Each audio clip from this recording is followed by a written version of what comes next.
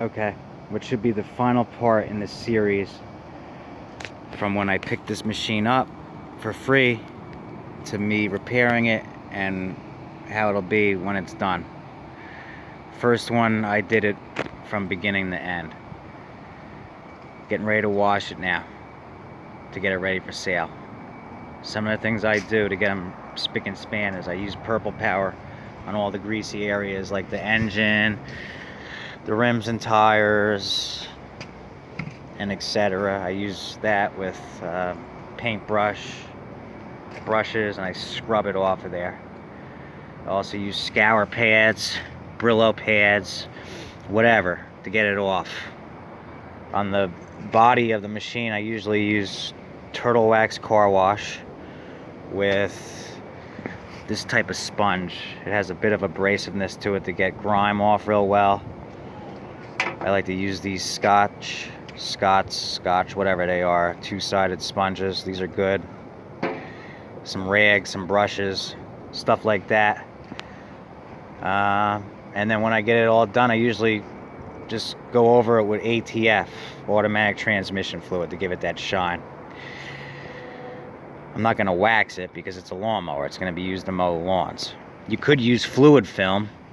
That's similar to ATF, but that stuff's $10 a can, so I'm not going to use that. But yeah, I just use ATF, give it a quick shine, and then they come out looking mint. So that's what's up next. Now, before I go any further, I want to touch base on something. I guess I'd say about, I don't know, it must have been 6 months ago, I made a video on how to bring a dead battery back to life. And I just want to let people know, reiterate, the battery was dead. It didn't have a charge to it. Because people keep commenting about me having a cigarette in my hand when I went near the battery. Because batteries can explode and battery acid burns. I get it, they can, but the battery was dead, so I wasn't going to do that.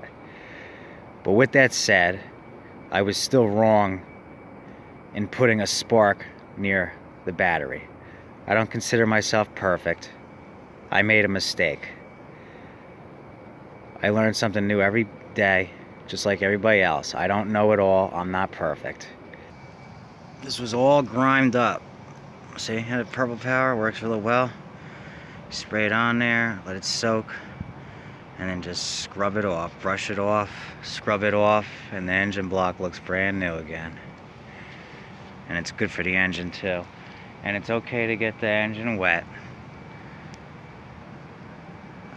You know, as long as this thing isn't saturated, sitting in a puddle of water, it's okay to let it get wet and then dry off. It's not going to hurt it. It's a common myth if you think that. Anybody who ever thought that, it won't. It's worse to leave dirt and grime on here than it is to get it wet. These are air-cooled engines. The way they stay cool is by the air circulating and running down all these fins and everything and keeping it cool. So the cleaner it is, the better. These newer style gas tanks are notorious for taking on like a mildew. I like to try to clean them off as best as I can because that's, you know, you don't want it to look like that. Same thing on the inside of the hood. It likes to pick it up a lot. The older black gas tanks, you couldn't tell, but with these ones, you can, so. Alright, making progress. Pretty much done washing it, just gotta let it dry now. I get everything. You gotta get inside these lenses, clean them out.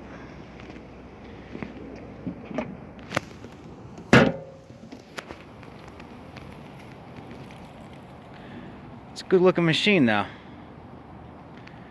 That's why if you clean them real good, get good money for them, you know, because it's all about looks with these things. That's the first thing people, when they're looking for something, they go by the looks. That's how it sells. So get one like this that's already got a really nice style to it. Clean it up real good, and that's how you get top dollar. Just gotta let it dry. I'm gonna touch up this area right here with a little bit of that cheap dollar black, and then once it's dry, then I can put the ATF on it, take pictures. I gotta run over to the garage, grab the bagger now, get that put on, and then this is probably gonna be the last one for this year because it was snowing while I was washing this for a little while, so I think that's probably gonna be it. This is probably gonna be the last one, but it's going good. But I do everything. I scrub those tires real well. Like I said, I get inside the lenses, and if they fog up, I'll get in there with a towel and clean out inside the lenses real good. I think I still have to add a little bit of grease to these front axles.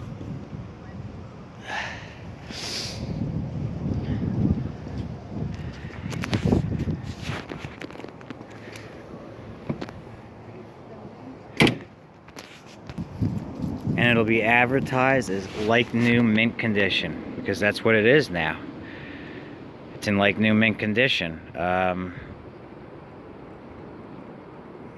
I've given it a second chance. So it got 5 years. Then the engine needed to be repaired. It needed a bunch of things. And now it should get at least another 5 years before that compression release gives up again. Or maybe that plastic transmission. So it got double its life. So, yeah, that's why I like taking nothing and making it something. So something from nothing. Got it for nothing. It was ready to go into the trash heap and the scrapyard. Saved it. And now it gets a second life. Yeah, I could buy them too. You know, I can buy them in halfway working order and spend less time on them and do the same thing and get them out. And I've done that too. But I enjoy the ones that I get for free that are ready to be thrown out and give them a second chance. I enjoy doing that. That's what makes it a challenge. I like the challenge. Alright, here's where we're at. I went and checked to see if I had all the parts for the bagger, and I am missing the lower tube for the 42-inch deck. This one that's on here right now is for a 46. I have to see if this is going to work properly.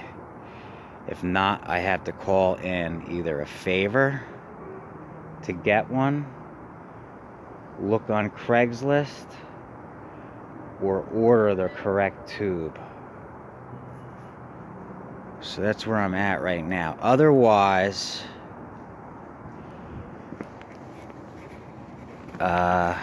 it's done. Other than just going over it real quick with the ATF. It fits on there, but it's slightly, I don't know, maybe it's plastic, maybe I can trim it. I don't know, we'll see. I have to see if this is gonna work.